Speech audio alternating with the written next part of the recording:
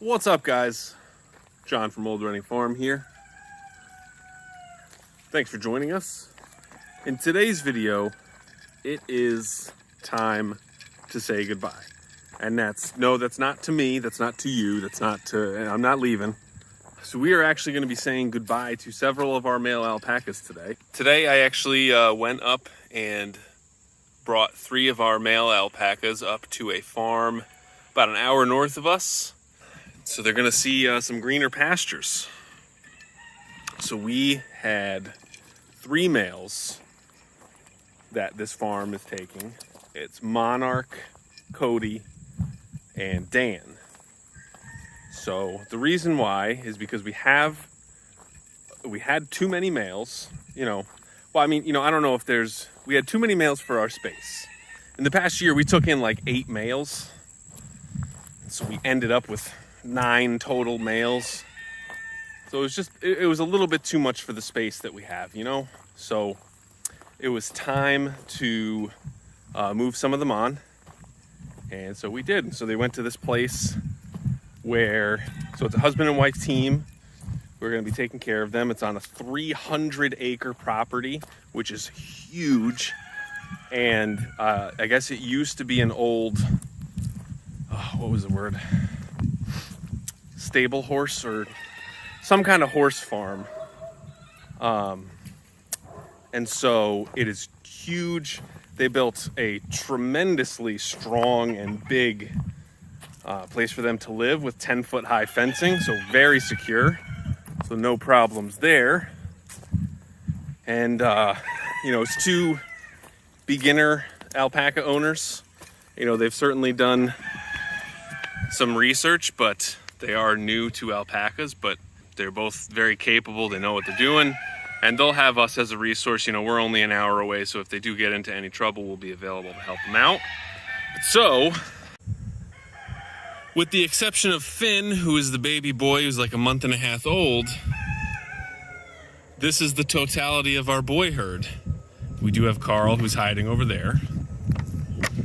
But so now, we are down to 5 real boys. Well, I guess in actuality, it's like 3 boys and 2 men. Because both Carl here and Glacier are adults. They're fully fledged, fully achieved adult male alpacas. The other 3 are yearlings. So we have Felix, who is the light fawn here, Waffle, who has the little green neckband, and Winston, who's the other brown one. Hey, Carl. So I'm posted up in our hay feeder, which used to be a little playscape. So it's always kind of been in our plan to sell alpacas, because one of the few ways that there are to, well, I guess I was going to say one of the few ways there are to make money with alpacas is breeding and selling, but there are actually a ton of different ways to make money with alpacas, whether you're doing fiber processing or, otherwise. So, that has sort of always been a play for us, and we were able to do that today. And so the 2 people that I brought them to are caretakers on this farm. It used to be some sort of horse farm, but I guess it was abandoned for 15 years, so they're doing a ton of work on the property. They have like 1,000-acre state forest on one side, and I think they're going to end up getting a lot of alpacas. And it was really cool. It was cool to go up there and see where they're going to be.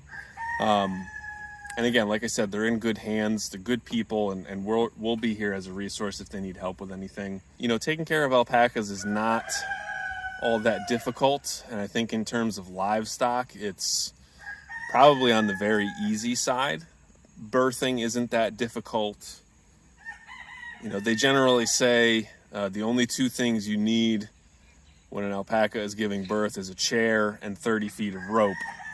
And you just sit down in the chair and tie that chair 35 feet away so you don't interfere, and you're all good. So it's a long way of saying just let it happen naturally. That's easy for us to say because we've had 2 births on the farm and they've both been fine.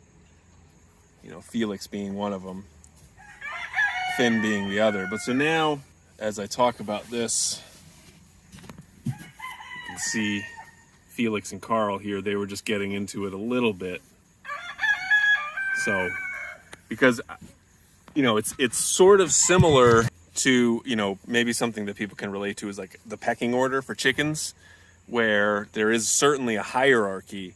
There was at one time where Monarch was at the top of the hierarchy, and Carl, our other adult, was near the bottom, and Cody, who is a gelding, was right in the middle. But so now I think we've sort of put the whole hierarchy in a bit of flux. They're so cute. But yeah, so that also got me thinking about, what our plans for Finn are. Because Finn was the baby boy who was born just recently.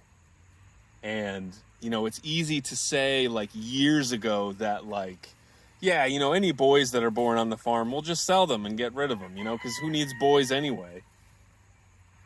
But now, Felix is here, and he's definitely Catherine's favorite.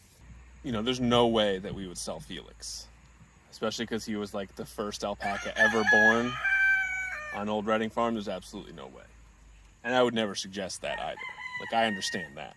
But also, Finn was born, and, so it was a big surprise, and I called Kat when she was at work, and I was like, what are we going to do? Now we got another boy. And she was like, well, we can just sell him later on. But now it's, a month and a half later, and we were out to lunch with my wife and my mother-in-law, and I was like, so we're going to sell Finn? And then she was like, oh, no. No. So we will have to see what happens there. I'm sure they're all wondering what the hell I'm doing sitting in their hay feeder. But anyway, so that was a pretty big transaction for us in terms of money, and it's something that we've been thinking about for a while, because we're just getting into craft season now. It's September, and we signed up for a bunch of craft shows. So it's going to be interesting to see how we do our videos over the next few months, because we are going to be very busy. But so yeah, we have a local craft show next weekend, so hopefully that goes well. And then in October, we're actually doing one that's in way upstate New York, which will be cool because we'll get to hang out with our friends from Sweet Pea Farms. And I believe Poplar Creek will be there too. I know my wife talked to, I'm pretty sure it was Poplar Creek, but we'll double check that. But, so maybe we'll do a video up there with those guys. That'll be a lot of fun because we've known them for now, a couple years on the internet. It'll be cool to go and hang out with them. But yeah, so now we are down to 5 boys down here, because we had 9, and Ace got rehomed to the animal sanctuary, and then Dan, Cody, and Monarch all ended up at this new place, which I don't think they have a farm name yet. And I think we've talked about this in a previous video, but we had gotten sort of, I guess chummy is not the right word, but with Cody, we found that he really liked carrots, and so it was nice to kind of bond with him over that. So that'll be a little sad. I certainly wasn't shedding any tears, because the boys have brought me an awful lot of trouble over the past year. The girls just do not fight that much, and when they do, it's over pretty quickly, and it almost never gets physical. With the boys, it always got physical, it always got loud, and it was always kind of dangerous. So I am glad that we are now down to 3 yearlings and 2 adults. Both of the adults are intact. Glacier is gray, which is a great color. When it comes to shearing and processing their fiber, gray is a very popular color because it's natural and it's a really nice color. Carl is brown, but he is such a nice dude, and hopefully that some of his personality can rub off on his children. We bred him a few times with a few different ladies over here, and so hopefully we have some pregnancies, and we'll have some new babies next year, and then hopefully they'll all be girls. I had enough of these boys. It is funny how girls are just much easier to deal with than boys.